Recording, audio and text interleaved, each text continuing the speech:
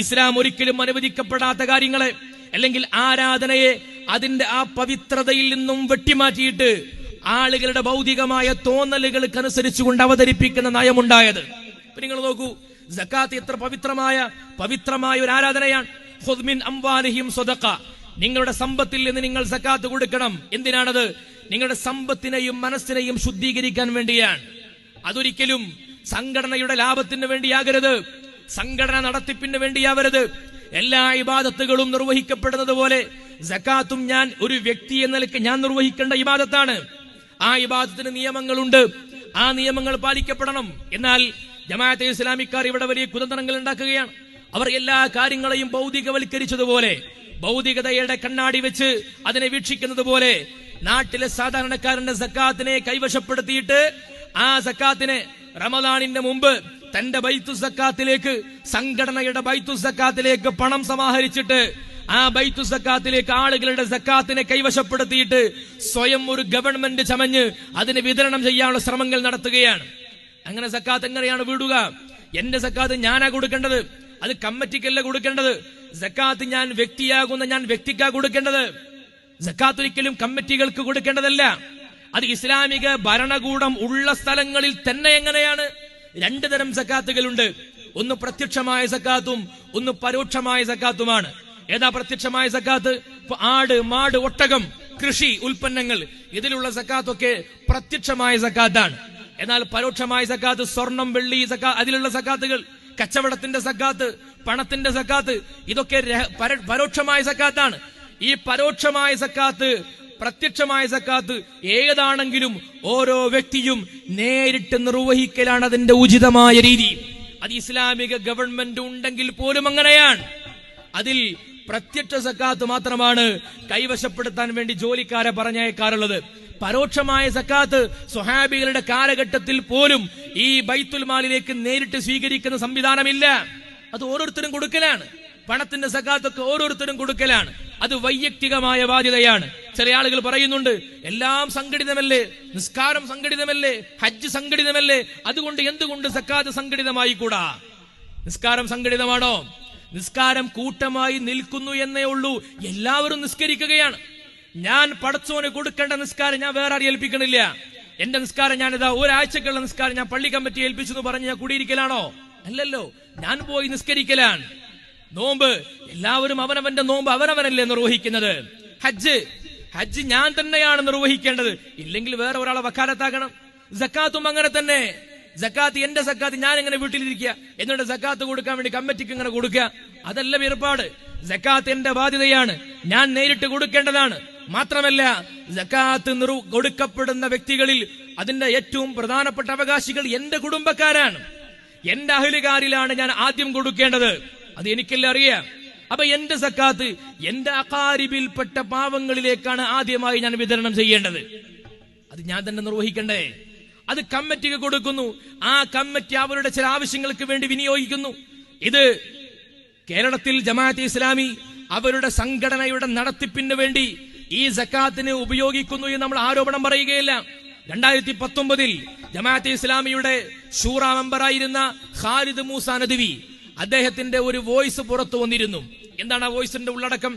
മാധ്യമം ദിനപത്രത്തിന് വേണ്ടി 10 കോടി രൂപ സമാഹരിക്കാൻ തീരുമാനിച്ചു. എന്നാൽ ആ മാധ്യമം പത്രത്തിൽ വളരെ വലിയ ക്രമക്കേടുകൾ നടന്നിട്ടുണ്ട് എന്ന് ആരോപിച്ചുകൊണ്ടാണ് അദ്ദേഹത്തിന്റെ വോയിസ് വന്നത്. അതിൽ അദ്ദേഹം പറയുന്നുണ്ട്, ആ വോയിസിൽ അദ്ദേഹം പറയുന്ന കൃത്യമായ പരാമർശമുണ്ട്. അദ്ദേഹം പറയുന്നുണ്ട്, പ്രിയപ്പെട്ട റഫീഖുകളെ എന്ന് പറഞ്ഞുകൊണ്ട് അദ്ദേഹം തുടങ്ങുന്നത്. അതിൽ പറയുന്നു, നമ്മൾ മാധ്യമം പത്രം തുടങ്ങിയത് കേവലം പത്രമായിട്ടല്ല, അൽ ജിഹാദുൽ ഇഅ്ലാമി, മാധ്യമ ജിഹാദായി കൊണ്ടാണ് നമ്മൾ പത്രം തുടങ്ങിയത്. ആ പത്രം അതുപോലെ തന്നെ മീഡിയ വൺ, അത് നമ്മൾ തുടങ്ങിയത് അൽ ജിഹാദുൽ ഇഅ്ലാമി, മാധ്യമ ജിഹാദായി കൊണ്ടാണ്. എന്നിട്ടോ അത് തുടങ്ങിയത് കേവലം ആളുകളുടെ കയ്യിൽ നിന്ന് സംഭാവനകൾ മാത്രം വാങ്ങിക്കൊണ്ടല്ല, സംഭാവനകളും സകാത്തുകളും സമാഹരിച്ചുകൊണ്ടാണ് നമ്മൾ പത്രം നടത്തിയത്. നമ്മൾ അങ്ങനെ പത്രം നടത്തിയതാണ്. എന്നിട്ട് അദ്ദേഹം പറയുന്നുണ്ട്, KC അബ്ദുള്ള മൗലവി എന്ന ജമാഅത്തിന്റെ സ്ഥാപകൻ, ജമാഅത്തിന്റെ ആദ്യകാല നേതാവ്, അദ്ദേഹം പ്രസംഗിക്കുന്നത് ഞാൻ കേട്ടിട്ടുണ്ട്. മാധ്യമ പത്രം മൂസാ നബിയുടെ മുഅ്ജിസത്താകുന്ന വടി പോലെയാണ്. മുഅ്ജിസത്താകുന്ന വടി പോലെയാണ് നമ്മുടെ പത്രം. അങ്ങനെയുള്ള പത്രത്തിന് നിങ്ങൾ സക്കാത്ത് കൊടുക്കണം എന്ന് പറഞ്ഞ് സമാഹരിച്ചത് എനിക്കറിയാം. സക്കാത്തിന്റെ പണം കൊണ്ട് സമാഹരിച്ചിട്ടാണ് നമ്മൾ പത്രം നടത്തിയത്. അതിൽ നിങ്ങൾ ക്രമക്കേട് കാണിക്കാൻ പാടില്ല എന്നാണ്.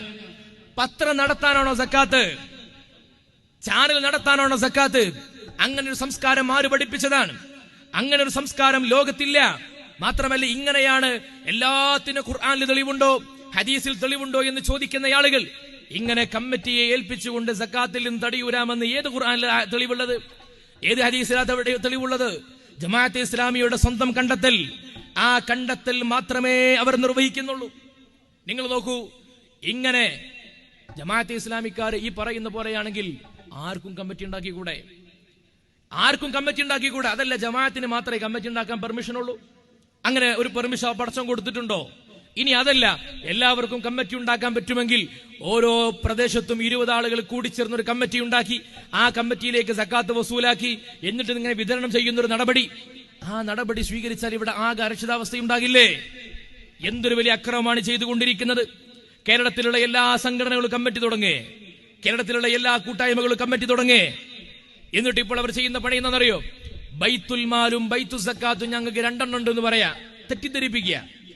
ബൈത്തുൽ സക്കാത്തിലേക്ക് സക്കാത്ത് മാത്രമേ ഞങ്ങൾ സ്വീകരിക്കുന്നുള്ളൂ, ബൈത്തുൽ മാലിലേക്ക് അത് ഞങ്ങൾ മറ്റു പല പണവും സ്വീകരിക്കുന്നുള്ളൂ. ഇത് പച്ചക്കളവാണ്. ഈ ബൈത്തുൽ സക്കാത്ത് എന്ന സാധനം കേരളത്തിൽ 2000 മുതലാണ് ആദ്യം തുടങ്ങിയത്. എന്നാൽ അതിന്റെ മുമ്പേ ബൈത്തുൽ മാലുണ്ട്. ആ ബൈത്തുൽ മാലിലേക്ക് ജമാഅത്തിന്റെ ഭരണഘടനയിൽ അവർ തന്നെ പറഞ്ഞിട്ടുണ്ട്. ധനകാര്യം ചർച്ച ചെയ്യുന്നിടത്ത് അതിൽ പറയുന്നത് സക്കാത്ത് അടക്കമുള്ള എല്ലാ പണവും അവർ സ്വീകരിക്കുന്നത് ബൈത്തുൽ മാലിലേക്കാണ്. എന്നിട്ട് നിങ്ങൾ കേൾക്കണോ, ജമാഅത്തിന്റെ ഭരണഘടനയിൽ അവർ പറയുന്നുണ്ട്, ഒരു പ്രാദേശികമായി ഈ പ്രദേശത്ത് ഒരു ബൈത്തുൽ മാൽ ജമാഅത്തെ ഇസ്ലാമിക്ക് ഉണ്ടെങ്കിൽ ഇവിടെയുള്ള അംഗങ്ങൾ മുഴുവനും ആ ബൈത്തുൽ മാലിലേക്ക് സക്കാത്ത് കൊടുക്കണം. സക്കാത്ത് എങ്ങനെ വിതരണം ചെയ്യണമെന്ന് അമീർ തീരുമാനിക്കും. ഇങ്ങനെയുണ്ടോ ഇസ്ലാമിലൊരു നിയമം? സമാന്തര ഗവൺമെന്റ് ഉണ്ടാക്കുകയാണ് ഇവിടെ. സമാന്തരമായ ഇസ്ലാമിക ഗവൺമെന്റ് ഉണ്ടാക്കുകയാണ് ഇവിടെ.